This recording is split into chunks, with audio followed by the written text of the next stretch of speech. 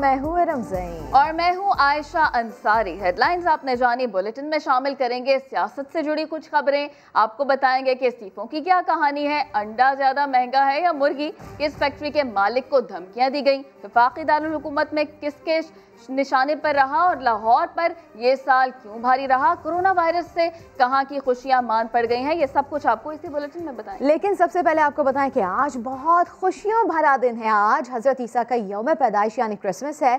आज बाबाए कौम का यौम पैदाइश है और आज समा भी 13 साल का हो गया है। तो जनाब समा को हैप्पी बर्थडे। हमारा आपसे वादा है कि इसी तरह साल के 365 दिन आपको हर खबर से बाखबर रखेंगे। बिल्कुल इरम, समा तो अपना वादा निभाएगा। और अब चलते हैं बुलेटिन की जानिब। तो सबसे पहले जिक्र करेंगे बाबाए कौम के यौम विलादत का।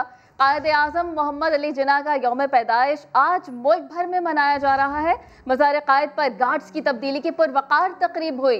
गवर्नर और वज़ीर आला सिंध ने मज़ार पर हाजिरी दी। तफसीलात आपको इस रिपोर्ट में बताएंगे।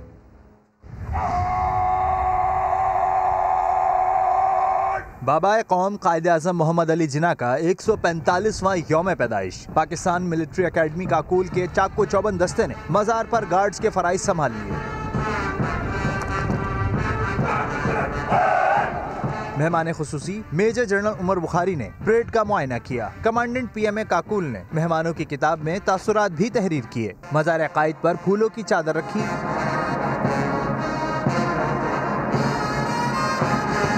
और फातिहा खानी भी की। तकरीब में मुल्क कौम की तरक्की और खुशहाली के लिए दुआ भी मांगी गई। गवर्नर सिंध इमरान इस्माइल और वजीर आला सिंध ने भी बानी पाकिस्तान के मज़ार पर हाजिरी दी।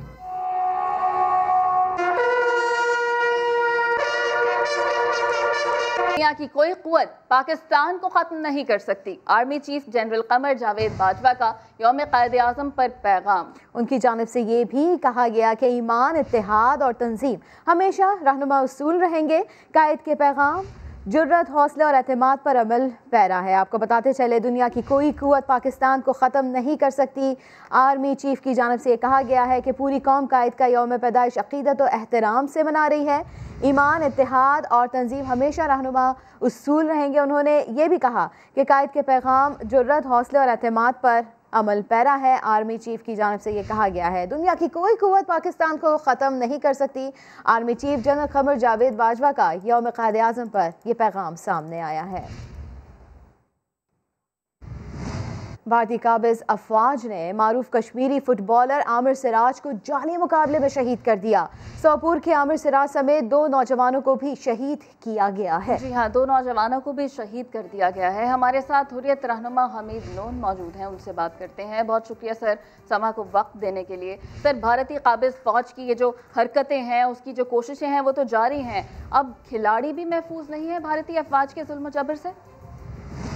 सबसे पहले मैं पाकिस्तानी कौम को आज के दिन के मौके पे मुबारकबाद देता हूँ और कायदे आज़म के डे पे, जहाँ हमें पाकिस्तान की शक्ल में एक ऐसी रियासत मिली जो मुसलमानों की मुहाफ़िज़ भी है और जहाँ बरसगीर जनूबी एशिया में एक ऐसी रियासत जो फस्ताई रियासत कहलाई जाती है, वहाँ पर मुसलमानों का काफ़ी हयात तंग है। और आज के दिन हम पूरी कौम को मुबारकबाद देते हैं कि हम पाकिस्तान एक आज़ाद मुमलिकत में रह रहे हैं। वहीं अगर आप मकबूजा कश्मीर की सूरत हाल पर नजर डालें, वहाँ पर कत्ल, गारतगरी, जुल्म जबर जारी है। भारत की 9 लाख अफवाज कश्मीरियों का कत्ले आम कर रही है, नस्लकुशी पे गामजन है।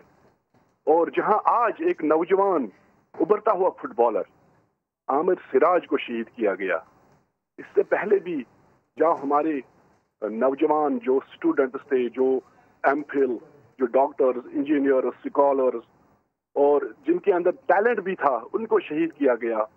बुरहान वानी से लेके आज तक जहां नौजवानों का कत्लेआम किया जा रहा है, हिंदुस्तान समझता है कि कश्मीरियों को मैं बज़ोर ताकत दबाऊं। ये उनकी गलतफहमी है। आज भी तकमील पाकिस्तान के लिए कश्मीरी नौजवान ने अपना आखिरी खून का कतरा तक बहा लिया। और ये अकीदत, ये मोहब्बत हमें पाकिस्तान के साथ, ये न खत्म होने वाला रिश्ता जिसे मोदी खत्म करना चाहता है, हमें मरूब नहीं कर सकता है, हमें अपने हक आज़ादी से दस्तबरदार नहीं कर सकता। हम इस चीज़ की सख्त मजम्मत करते हैं। और जहां आज आलम ऐवानों तक हमारी आवाज़ पहुंचनी चाहिए कि किस तरह से नौजवानों का कत्ल किया जाता है और एक फुटबॉलर को शहीद किया गया जाली मुकाबले में। ये बेईमाना हरकत भारतीय काबिज अफवाज जिस तरह से कर रही है, हम इसकी शदीद मजम्मत करते हैं। सही, हम इसकी शदीद मजम्मत करते हैं जो भारतीय अफवाज हरकतें कर रही है। बहुत शुक्रिया हमीद लोन साहब, आपने समा को अपना कीमती वक्त दिया। सलामती, मुल्क की सलामती को दरपेश चैलेंजेस से कैसे निपटा जाए, वजीर आजम और आर्मी चीफ के दरमियान तफसीली मुशावरत हुई। मकबूजा कश्मीर में भारतीय मजालिम और सरहदों पर जारियत से निपटने पर भी बात हुई। अब्बास शबीर रिपोर्ट करेंगे। वजीर आजम इमरान खान से army chief general Qamar Javed Bajwa की मुलाकात। बड़ी बैठक में DGI lieutenant general Faiz Hamid भी मौजूद थे। मुल्क की सलामती पर कोई आंच नहीं आने देंगे, सियासी और अस्करी क़यादत पर आज़म। कहा कौम के ताउन से मादरे वतन की हिफाजत को हर सूरत यकीनी बनाया जाएगा। वज़ीर आज़म और सिपह सालार का भारत की जानिब से मकबूजा कश्मीर में जारी इंसानी हकूक़ की पामालियों पर सख्त इज़हार तशवीश। लाइन ऑफ कंट्रोल और वर्किंग बाउंड्री पर हिंदुस्तानी अफवाज की जंग बंदी मुआहदे की खिलाफ वर्जियों पर भी तफसीली तबादला ख्याल। वज़ीर आज़म ऑफिस से जारी एलामिया के मुताबिक मुलाकात में मुल्क को दरपेश अंदरूनी और बैरूनी चैलेंजेस पर तफसीली बातचीत हुई। खित्ते की मजमूई सिक्योरिटी सूरत हाल का भी जायजा लिया गया। कहाँ से आए हैं ये इस्तीफे, किसने भिजवाए हैं ये इस्तीफे? दो नून लीगी अरकान कौमी असम्बली के इस्तीफे स्पीकर को मिल गए। KP असम्बली से भी एक इस्तीफा आ गया है। जिनके इस्तीफे हैं वो कहते हैं कि हमने तो भिजवाए ही नहीं है, पार्टी क़यादत को जमा कराए थे। ये माजरा क्या है, आइए देखते हैं। अगर ये इस्तीफे देती है PDM, आप उन्हें कबूल करेंगे फौरन? मैं तो इंतजार कर रहा हूँ कि इस्तीफे दें, दुआ कर रहा हूँ कि इस्तीफे दें। अगर ये इस्तीफे दें, मैं ऑनेस्टली आपको कहता हूँ कि पाकिस्तान की बेहतरी हो। अभी आपको कहता हूँ कि इनकी पार्टी के अंदर अक्सरियत लोग इस्तीफे नहीं देंगे। ऐवानों में अपोजिशन के इस्तीफे आना शुरू हो गए हैं। तर्जुमान कौमी असम्बली के मुताबिक नून लीगी MNA मुर्तजा जावेद अब्बासी और मोहम्मद सज्जाद के सरकारी लेटर पैड पर इस्तीफे मौसूल हो गए हैं। कौमी असम्बली के रिकॉर्ड से दस्तखतों की तस्दीक भी हो गई है। तर्जुमान ने कहा कि मुस्ताफी अरकान असम्बली को इस्तीफों की तस्दीक या तरदीद के लिए जाती हैसियत में स्पीकर के सामने पेश होने का मरासला भेजा जा चुका है। उधर खैबर पख्तूनख्वा असम्बली में भी एक नून लीगी रुकन का इस्तीफा पहुंच गया, मगर जिन जिन के इस्तीफे पहुंचे हैं वो परेशान हैं। कहते हैं हमने तो इस्तीफे क़यादत को जमा कराए थे, ये स्पीकर तक कैसे पहुंच गए? हमने इस्तीफा कोई नहीं दिया। अब बात हुई है मुर्तज़ा जावेद भाई साहब से, उन्होंने भी यही कहा है कि हमने अपनी पार्टी क़यादत के पास जमा की है। शरारत ही हो सकती है, ये दौर ही शरारत का है, इसकी पूरी इन्वेस्टिगेशन होनी चाहिए। मैंने अपना इस्तीफा सूबाई असम्बली की सीट का इस्तीफा जो है वो अपनी मुस्लिम लीग नून की क़यादत को भेजा है, स्पीकर को नहीं भेजा है। अगर लीगी अरकान ने खुद अपने इस्तीफे नहीं भेजे तो किसने भिजवाए? क्या मुस्लिम लीगी अरकान असम्बली के साथ कोई हाथ हो गया? मामला उलझ गया। और क्या इस्तीफे PDM की चिड़ बन गए? हुकूमत मुखालिफ अपोजिशन तहरीक की इब्तिदा से ही इस्तीफों का बड़ा शोर है। कौन कौन क्या क्या कहता रहा, आइए आपको याद करवाते हैं। 31 दिसंबर तक इस्तीफे जमे हो रहे हैं। मेरे पास इस्तीफों के अंबार लग रहे हैं। 31 दिसंबर तक अपने इस्तीफे जमा करा दें। 31 दिसंबर तक इस्तीफा जमा होंगे। तमाम पार्टीज अपने इस्तीफे जमा, इस्तीफे उठा के इनके मुंह पर मारने चाहिए। ये पड़े तुम्हारे इस्तीफे। इन्होंने कोई इस्तीफे नहीं देने। मेरे पास इस्तीफों के अंबार लग रहे हैं। इन्होंने फरमाइशी इस्तीफे अपने पास जमा करा दिए हैं। मुंह पर मारने चाहिए। ये पड़े तुम्हारे इस्तीफे। रोज इनके पटारे से एक नया जूस बरामद होता है। ये इस्तीफे देंगे ही नहीं। इस्तीफा जमा होंगे। अपने इस्तीफे जमा कराएंगे। मैं गारंटी करता हूँ, आप सिर्फ दे दें इस्तीफा। असद कैसर साहब से मंजूर कराना इंशाल्लाह 5 मिनट का काम है। इस्तीफे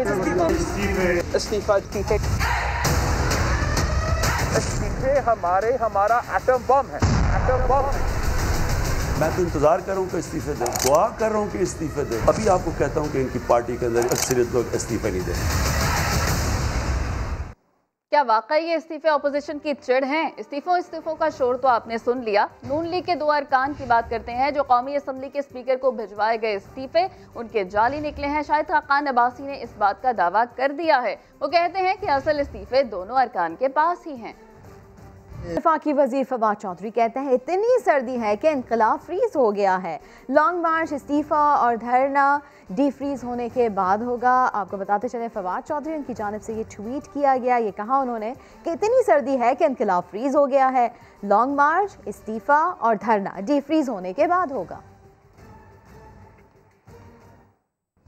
JUI के रहनुमा अब्दुल गफूर हैदरी कहते हैं कि मौलाना फजलुर रहमान की नैब में तलबी की बातें करने वालों को शर्म है, न हया है। जब भी हुकूमत मुखालिफ तहरीक चलती है JUI सरबराह को ब्लैकमेल किया जाता है। अब्दुल गफूर हैदरी ने कौमी एहतसाब ब्यूरो को सियासतदानों की पगड़ियां उछालने का इदारा, जबकि इमरान खान और चेयरमैन नैब को एक ही कैटेगरी की शख्सियत करार दे दिया। हमें कहा जाता है कि नेब ने मौलाना फजलुर रहमान को बुलाया है। इनको हया नहीं आती, शर्म नहीं आती। मौलाना फजलुर रहमान जब कभी तहरीक चलाते हैं तो इस तरह की बातें सामने आती। माजी में भी इस तरह इन इदारों ने मौलाना फजलुर रहमान साहब को ब्लैकमेल करने की कोशिश की। तहरीक आगे बढ़ रही है और लाहौर के इज्तिमा से तो इनकी चीखें निकल गई। रोज अव्वल से कहा है ये इंतखाबी इदारा है, सियासतदानों की पगड़ियां उछालने का इदारा है, काले कवानीन है। अब नेब ने खुद एतराफ किया है हमारे ऊपर से हम दबाव। अगर आप चाहते हैं कि हम आपका नाम न लें, आईने पाकिस्तान की बात मानो। इमरान खान और चेयरमैन नेब मेरे ख्याल में एक कैटेगरी के लोग हैं। इमरान शोपीस है। वज़ीर आज़म इमरान खान कहते हैं इस्तीफों का ऐलान करने वाले अब खुद ही इस्तीफों से भाग रहे हैं। अपोजिशन को अवाम के सामने मुकम्मल तौर पर बेनकाब करने का टास्क अपनी टीम को सौंप दिया। वजीर आजम की जेर सदारत हुकूमती और पार्टी तर्जुमानों का इजलास समा अंदरूनी कहानी सामने ले आया। इजलास में मिसाके जमहूरियत के आर्टिकल 23 का जिक्र। बाबा रवा ने ब्रीफिंग में बताया कि नून लीग और पीपल्स पार्टी ने चार्टर ऑफ डेमोक्रेसी में ओपन बैलेटिंग पर इत्तेफाक किया था। आज दोनों जमातें अपने ही मुआहदे से इनकारी हैं। शुरका का कहना था कि मरियम नवाज ने PDM में शामिल तमाम जमातों की साख खत्म कर दी। वजीर आजम बोले इस्तीफा करने वाले आज इस्तीफों से भाग रहे हैं। PDM तहरीक आपस के इख्तिलाफ की वजह से खत्म हो जाएगी। हुकूमती तर्जुमानों को हिदायत कर दी कि अपोजिशन को अवाम के सामने मुकम्मल बेनकाब करें। वजीर आजम का कहना था कि मुस्लिम लीग नून में बड़े कब्जा माफिया मौजूद हैं। लैंड माफिया के खिलाफ कार्रवाइयाँ जारी रखी जाएंगी। वजीर आजम ने MKM के तहफ़्फ़ुज़ात को भी जायज करार दे दिया। इजलास में मुत्तहिदा कौमी मूवमेंट के तहफ़्फ़ुज़ात दूर करने पर इत्तेफाक हो गया। शाह महमूद कुरैशी और शेख रशीद MKM क़यादत से मिलने कराची जाएंगे। मौलाना फजलुर रहमान की जानिब से वजीर आजम पर तनकीद का भी जिक्र हुआ, मगर वजीर आजम हंस दिए। बोले पहले ही कहा था ये नैब को जवाब देने के बजाय हमारे ऊपर तनकीद करेंगे। वाज़ेह कर दिया कि एहतिसाब से कोई भाग नहीं सकेगा। आगे बढ़े। न्यू कराची सबा सिनेमा के करीब आइस फैक्ट्री में होने वाले धमाके की वजूहात ताहाल सामने न आ सकी। फैक्ट्री मालिक ने बैरून मुल्क से वीडियो बयान जारी कर दिया है। मोइन कादरी कहते हैं कि फैक्ट्री में बम धमाका किया गया। गुज़श्ता 4 महीने से धमकियां भी दी जा रही थीं। अहमद रहमान की रिपोर्ट मुलाहिजा कीजिए। न्यू कराची सबा सिनेमा के करीब आइस फैक्ट्री में धमाका। पुलिस ने पहले कहा बॉयलर फटने से हुआ, फिर नया बयान सामने आया कंप्रेसर फटने से ये तबाही हुई। लेकिन अब फैक्ट्री मालिक ने इसे दहशतगर्दी करार देकर वाकये की तहकीकात को एक नया रुख दे दिया है। मोइन कादरी के मुताबिक फैक्ट्री में बम धमाका किया गया। हमारी फैक्ट्री में कोई बॉयलर नहीं था। हमारे अमोनिया गैस होती है, वो अमोनिया गैस की लीकेज ज़रूर हुई है, या ऑफिस के अंदर कोई बम रखा गया है या बम ब्लास्ट हुआ है। ये मुझे कतई तौर पे तकरीबी कार्रवाई लगती है। फैक्ट्री मालिक के मुताबिक गुज़िश्ता कुछ माह से इन्हें धमकियां भी दी जा रही थीं। हमारी फैक्ट्री की नेग्लिजेंस की वजह से कोई हादसा नहीं हुआ। मुझे थ्रेट थी, मैं दो थ्रेट की वजह से जो है मैं 4 महीने से पाकिस्तान से नहीं हूँ, मैं लंदन में हूँ। गुज़िश्ता रोज North Karachi industrial area association के उहदेदार अब्दुल रहमान ने धमाके को गैस लीकेज करार दिया था। अभी अगर ये धमाका था तो ये धमाके में कोई जो है ना वो चीज़ जलनी चाहिए थी, कोई बर्न होनी चाहिए थी। यहाँ पे तो कुछ भी नहीं हुआ ऐसा। ये तो एक गैस की प्रेशर की वजह से कुछ ऐसे मामलात लग रहे हैं। ताहाल इस पुरअसरार धमाके से मुतालिक बम डिस्पोजल स्क्वाड और कीमियाई टेस्ट की रिपोर्ट्स नहीं आ सकी हैं, जिससे हतमी तौर पर पता चल सकेगा कि ये धमाका आखिर किस चीज़ का था। अहमद रहमान खान, समा, कराची। और अब जिक्र बागों के शहर लाहौर का, जहां कचरे के ढेर लगे हैं। पोश इलाकों के रिहायशी भी परेशान हैं। LWMC एहलकार अब तक गार्डन टाउन नहीं पहुंचे। ताफुनज़दा माहौल में शहरियों को सांस लेना मुश्किल हो रहा है। बात कर लेते हैं शाहीन शहजादी से। जी शाहीन, बताइएगा ताज़ा तरीन सूरत हाल। जी बिल्कुल, लाहौर शहर को कचरा हुए 2 हफ्ते बीत गए। शहरी साफ फिजा में सांस लेने को तरस गए। LWMC की जानिब से जो डेडलाइन दी गई थी वो भी कल ख़त्म हो गई, लेकिन शहर की हालत नहीं बदली। गंदगी का निज़ाम वहीं पर है, जो कचरा है वो जूं का तूं है। पोश इलाका हो या अंदरून लाहौर हो, हर जगह सूरत हाल एक जैसी है। ताफुन उठ रहा है, बीमारियाँ फैल रही हैं। और ये जो इस वक्त मैं मौजूद हूँ गार्डन टाउन में, यहाँ पर जिनके घर हैं सामने, उनसे जानने की कोशिश करते हैं कि यहाँ पर रहना अब आपको इन 2 हफ्तों में रहना कितना मुश्किल हो रहा है। जी बिल्कुल, 2 हफ्तों से यहाँ पे कोई सफाई नहीं की गई और यहाँ से गुजरना भी बहुत ज़्यादा मुहाल हो रहा है। स्मेल इवन घर तक आ रही है, बहुत ज़्यादा बुरा हाल है। हमें लाहौर साफ़ चाहिए, प्लीज़ इसको सफाई करवाएं, इसको बिल्कुल क्लीन करवाएं। बिल्कुल, लाहौरियों का एक ही मुतालबा है कि इन्हें अपना लाहौर साफ़ चाहिए। इन्होंने इस तरह लाहौर की हालत कभी नहीं देखी थी। शाहीन शहजादी हमें लाहौर के हवाले से बता रही थी। वापस आएंगे एक ब्रेक के बाद, साथ रहिएगा।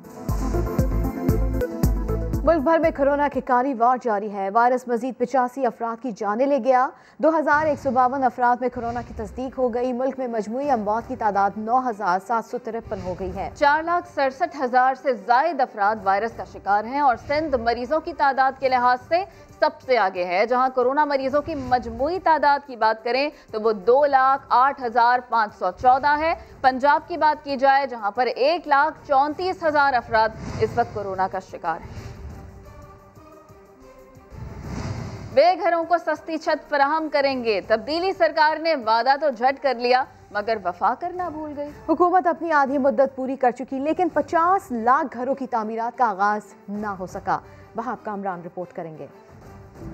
नए पाकिस्तान की दावेदार हुकूमत का 50 लाख सस्ते घरों की फराहमी का मंसूबा, वादे के वफा होने में इतनी ताखीर हुई कि अब ये पुराना महसूस होने लगा। बात कागजी कार्रवाई से आगे जो नहीं बढ़ सकी। जाती घर का ख्वाब देखने वाले हुकूमत से कहते हैं, तेरी मजबूरियाँ दुरुस्त मगर तूने वादा किया था याद तो कर। बहुत सारे लोगों ने फॉर्म जमा किए थे इसके ऊपर, बहुत सारे लोगों ने इस सारे प्रोसीजर को फॉलो किया था, लेकिन अभी तक कोई इम्प्लीमेंटेशन नज़र नहीं आ रही। कह तो देते हैं कि जी के हम प्रोसेस में है, बात प्रोसेस में है, लेकिन मुझे तो नहीं लगता कि ये कुछ होगा इसके बारे में। नया पाकिस्तान हाउसिंग अथॉरिटी हुकाम के मुताबिक कोरियन कंपनी की जानिब से तैयार करदा प्री फैब्रिकेटेड घर का मॉडल मंजूर हो चुका। कंपनी सालाना 18,000 घर बना कर देगी। मुआवने खसूसी शहबाज गिल कहते हैं, अवाम मायूस न हो, हुकूमत वादा वफा करेगी। बड़ी वजह देरी की इसलिए बनी कि हमारे यहाँ फोरक्लोजर लॉ नहीं है। 1 महीना पहले वो लॉ कोर्ट से पास हुआ है। पंजाब में इस टाइम तकरीबन 55 मिलियन स्क्वायर फुट के प्रोजेक्ट से उनकी अप्रूवल हुई है। विद इन मंथ और सो लाहौर में 35,000 अपार्टमेंट बनने शुरू हो रहे हैं। हुकाम का कहना है कि मुल्क भर से 18 लाख अफराद की दरख्वास्तें मंजूर हुई, लेकिन पहले मरहले के 1,10,000 अफराद भी अभी तक अपनी छत के मुंतजिर हैं। वहाब कामरान, समा, इस्लामाबाद। लाहौर समेत पंजाब भर में एक हफ्ते के दौरान सरिये की फी किलो कीमत में 20 रुपए तक इजाफा हो गया है। इजाफे की वजूहात क्या हैं, ये जान लेते हैं समा के नुमाइंदे मोहम्मद लुकमान से। लुकमान, अचानक क्यों सरिया इतना महंगा हो गया? हुकूमत ने तो कंस्ट्रक्शन इंडस्ट्री के लिए एक पैकेज का ऐलान किया, लेकिन इसके साथ साथ जितने इनपुट्स हैं, जितना रॉ मटेरियल है, उसकी कीमत में इजाफा भी जारी है। इस वक्त जो सरिये की कीमत है, जैसे डीलर्स कहते हैं कि 10 से 20 रुपये मुख्तलिफ ग्रेड के लिए इजाफा हो चुका है, लेकिन जो इसके साथ जो रेत है, ईंटें हैं, वो भी किसी किस्म में उसकी कमी नहीं हुई। इसकी क्या वजूहत है? मेरे साथ एक सरिये के डीलर मौजूद हैं, शेख हसन साहब। हसन साहब, क्या वजूहत है, क्यों सरिया महंगा हो रहा है? सर, ये सरिये की जो स्क्रैप है वो बाहर से आ नहीं रही, इस वजह से इसके रेट अप होते जा रहे हैं। स्क्रैप आएगा बाहर से तो फिर इसका रेट ठीक होगा। मोहम्मद लुकमान अपडेट कर रहे थे। पहले अंडा आया या मुर्गी, ये बहस पुरानी हो गई। राना सनाउल्लाह ने नई बहस छेड़ दी, अंडा महंगा या मुर्गी। जी हाँ, मुस्लिम लीग नून के रहनुमा ने दावा किया है कि इस दौर में एक अंडे की कीमत इतनी है जितने में लीगी हुकूमत में पूरी मुर्गी आ जाती थी। जो हमारे दौर में मुर्गी की कीमत थी वो इस वक्त एक अंडे की कीमत है। हमारे दौर में मुर्गी की कीमत थी वो इस वक्त एक अंडे की कीमत है। हिसाब लगा ले। हमारे दौर में मुर्गी की कीमत थी वो इस वक्त एक अंडे की कीमत है। पेशावर के कैथोलिक चर्च में क्रिसमस की तकरीबात का सिलसिला जारी है। मजीद जानते हैं समा के नुमाइंदे राहम यूसुफजई से। जी राहम, बताइए। जी बिल्कुल, मुल्क भर की तरह पेशावर में भी क्रिसमस की तकरीबात का सिलसिला शुरू हो चुका है। हम इस वक्त कैथोलिक चर्च में मौजूद हैं जो कि कैंट में वाक़या है। यहाँ पे मसीह बरादरी के फैमिली के आने का सिलसिला शुरू हो चुका है। अंदर दुआया तकरीबात का भी सिलसिला जारी है। चर्च के अंदर बच्चे बड़े सभी मौजूद हैं। ख़ास तौर पर मसीह बरादरी और मुल्क व कौम की सलामती के लिए भी दुआएँ मांगी जा रही है। तकरीबात का सिलसिला है वो शाम तक, रात गए तक उनके घरों में भी जारी रहेगा, जबकि मुख्तलिफ मकामात पर वाक़ जो गिरजाघर हैं उन पर भी वहाँ पर भी मसीही तकरीबात का सिलसिला जारी है। जी राहम यूसुफजई पेशावर से हमें बता रहे थे। आगे बढ़े। 8 साल पहले 25 दिसंबर को पाकिस्तान के मकबूल तरीन रेडियो चैनल सबा FM ने कामयाबी के रास्ते पर सफर शुरू किया था और आज हर पाकिस्तानी के दिल की आवाज बन चुका है। देखते हैं रेहान अहमद की ये रिपोर्ट। जी हाँ, समा FM हुआ 8 साल का और ये 8 साल थे म्यूजिक, एंटरटेनमेंट और न्यूज के और उन मोहब्बतों के जो मिली बेशुमार सुनने वालों से। लग नहीं रहा कि 8 साल हो गए, अभी भी लगता है कि अच्छा 3-4 साल हुए हैं, which is a good sign कि इतने जल्दी वक्त गुजर गया है और बहुत ही इंटरेस्टिंग सफर रहा है। आप समा का हर प्रोग्राम सुनेंगे तो बड़ा बामानी प्रोग्राम होता है। It's a theme based program. इन 8 वर्षों में समा FM ने चलाया अपना जादू और बना पाकिस्तान का नंबर 1 हिट म्यूजिक स्टेशन। मगर ये मुमकिन ना होता अयाज अबड़ों के बगैर, जो है GM प्रोग्रामिंग समा FM। उस वक्त बहुत सारे खदशात थे, लेकिन वक्त के साथ साथ और जो टीम थी हमारी, उसकी मेहनत की वजह से आज अल्हम्दुलिल्लाह हम नंबर 1 पोजीशन तक पहुँचे और उसको हमने सस्टेन किया हुआ है। ये अल्लाह ताला का करम है। समा FM कराची, लाहौर, इस्लामाबाद, बहावलपुर, सियालकोट और पेशावर आज इन सभी शहरों से बुलंद कर रहा है अपनी आवाज और छूने को है कामयाबी के नए आसमान। बर्थडे समा टीवी, हैप्पी बर्थडे समा FM एंड हैप्पी बर्थडे कायद आज़म मोहम्मद अली जिन्ना। 8वीं सालगिरह के मौके पर प्रोग्राम नया दिन ने किया पेश खराज तहसीन समा FM को केक कटिंग सेरेमनी की सूरत में। न्यूज से लेकर म्यूजिक और म्यूजिक से समाजी मसाइल की निशानदही और उनके हल तक समा FM ने पिछले 8 साल के दौरान अपना किरदार भरपूर अंदाज में अदा किया है और ये सफर अभी जारी है और इंशाल्लाह कामयाबी से जारी और सारी रहेगा। कैमरामैन मोहसिन के साथ रेहान अहमद, समा कराची। खबरों का सिलसिला जारी है, वक्त हुआ है एक ब्रेक का। आप समा के साथ रहिए।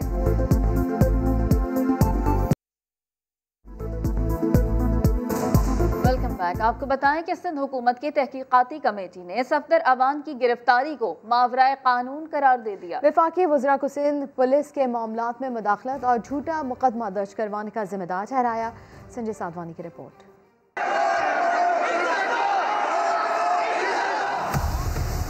कराची में कैप्टन सफदर की गिरफ्तारी सिंध हुकूमत की कायम तहकीकाती कमेटी ने रिपोर्ट काबीना इजलास में पेश कर दी। रिपोर्ट के मुताबिक वफाकी वुज़रा और PTI के मुकामी MPAs ने पुलिस पर झूठी FIR दर्ज करने के लिए दबाव डाला। कैप्टन सफदर की गिरफ्तारी के दौरान चादर और चार दीवारी का तकद्दुस पामाल किया गया। मज़ार कायद की बेहरुमती पर कार्रवाई का इख्तियार मजिस्ट्रेट का था। सिंध हुकूमत की रिपोर्ट में मजीद बताया गया, IG सिंध से ज्यादती के मामले पर आर्मी चीफ ने एक्शन लिया, जिससे IG और सिंध हुकूमत मुतमईन है। काबीना इजलास में रिपोर्ट को पब्लिक न करने और वफाकी हुकूमत को रिपोर्ट इरसाल करके जिम्मेदार वुज़रा और MPAs के खिलाफ कार्रवाई की दरख्वास्त का फैसला किया है। संजय साधवानी, समा कराची। और PTI रहनुमा अली जैदी कहते हैं कि सफदर अवान की हरकतें दुनिया ने देखी। FIR के लिए थाने गया, वहाँ SHO ही नहीं था। अगर कोई अफसर काम नहीं कर रहा है तो आवाज उठाना मेरा हक है।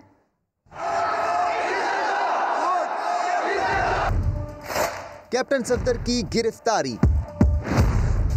सिंध हुकूमत की तहकीकाती कमेटी का PTI अरकान असम्बली पर दबाव डालने का इल्जाम। विफाकी वजीर अली जैदी कहते हैं कैप्टन सफदर के खिलाफ FIR के लिए उन्होंने मीडिया के सामने IG से मुतालबा किया था।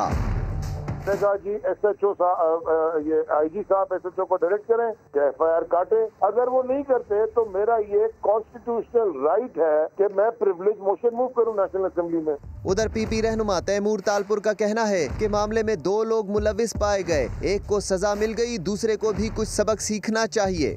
सूलन तो बनता ये था कि हम FIR लॉन्च कराते उस वफाकी वजीर पर भी और उन MPs पर भी, पर क्योंकि इशू डाई डाउन हो गया है और मेन जिसका जहाँ से फॉल्ट थी उनको सज़ा मिल गई है, पार्शल मेरे ख्याल से उससे देख के कुछ ना कुछ अल्लाह करे कुछ सबक उनको मिल जाना चाहिए उसमें से। PP रहनुमा के मुताबिक रिपोर्ट में कोई जल्दबाजी नहीं की गई।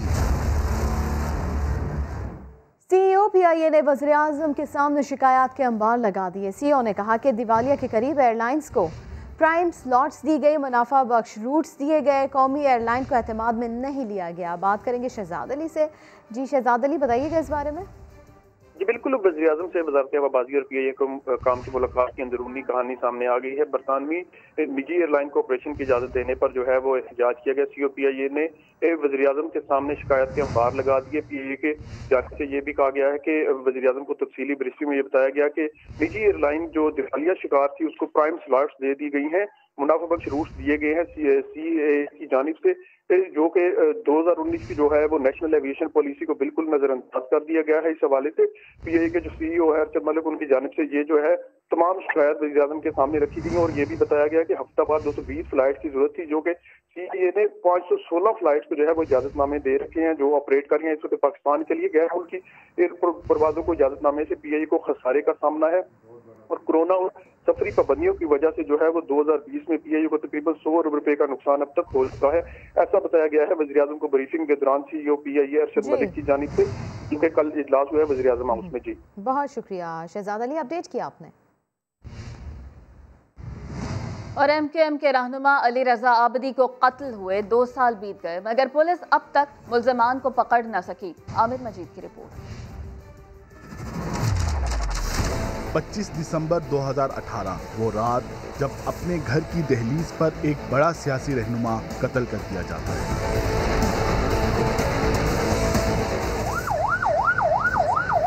अली रजा आबदी के घर की रेकी करने से लेकर कत्ल की प्लानिंग के ठिकाने तक पुलिस को सब पता है।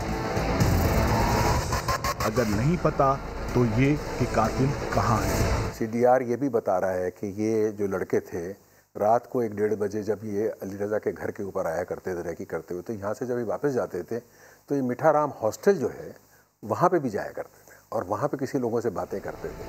अली रजा आबदी के कत्ल में मुलविस 4 सहूलतकार गिरफ्तार हो चुके हैं, जबकि मारने वाले बिलाल, हसनैन और मुस्तफ़ा 6 जनवरी 2019 से लापता हैं। मुलजिम बिलाल के वालिद का कहना है कि उनके बेटे को अदालत में पेश किया जाए। बड़े अहदेदारों से भी अपील करूंगा कि खुदाया हमारे बिलाल को अगर है तो हमको बताओ और नहीं भी है तो हमको बता तो दो यार।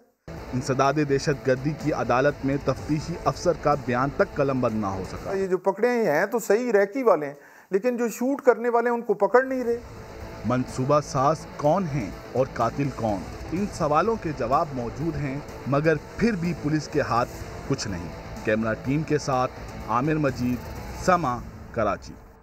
वफाकी दारुल हुकूमत पूरा साल जराइम पेशा अनासर के निशाने पर रहा। 2020 के दौरान चोरी, डकैती, कत्ल और इक़दाम कत्ल समेत 2500 वाक़यात रिपोर्ट हुए। हुकाम का दावा है कि जदीद पुलिसिंग के बाद जराइम की शरह में 20% कमी आई है।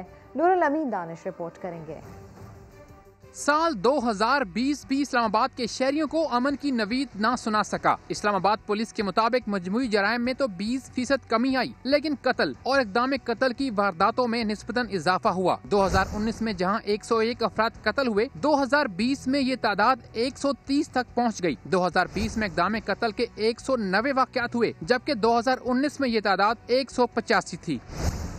साल 2019 में डकैती की 36 बड़ी वारदातें हुईं। 2020 में डकैती की 11 वारदातें हुईं। साल की सबसे बड़ी डकैती की वारदात थाना कौसार की हदूद में हुई, जिसकी मालियत 4.5 करोड़ थी। मुल्ज़िमान को भी गिरफ्तार कर लिया गया।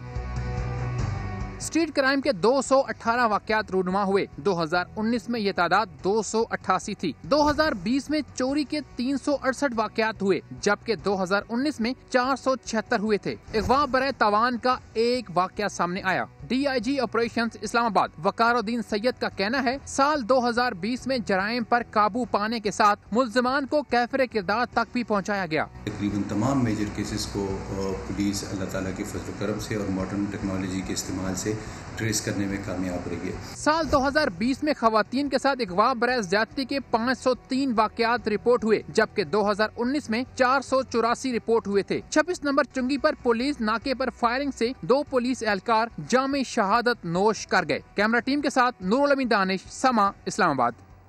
सूबा पंजाब की जानिब आपको लेकर चलते हैं, जिसके कई शहरों में शदीद धुंध का राज है। नारंग मंडी और शरकपुर शरीफ के करीब ट्रैफिक हादसात में 3 अफराद जान बहक, जबकि 25 जख्मी हो गए। हद निगाह सिफर होने के बाद लाहौर से सियालकोट मोटरवे ट्रैफिक के लिए बंद कर दी गई।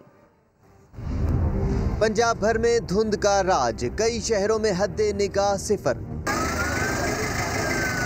हादसात बढ़ने लगे। शरकपुर में मोटरवे पर 12 के करीब गाड़ियां आपस में टकरा गईं। हादसे में 3 अफराद जाँ बहक और 5 जख्मी हो गए। लाशों और जख्मियों को फौरी तौर पर अस्पताल मुंतकिल कर दिया गया। कामों की शकरगढ़, जफरवाल और किरतारपुर समेत मुख्तलिफ इलाकों में धुंध ने डेरा जमा रखा है। धुंध के बायस लाहौर सियालकोट मोटरवे को भी ट्रैफिक के लिए बंद कर दिया गया। मोटरवे पुलिस ने ड्राइविंग के दौरान फोग लाइट्स इस्तेमाल करने की अपील की है। तो वक्त इतना ही, एक ब्रेक के बाद हाजिर होंगे हेडलाइंस के साथ। आप देखते रहिए समा।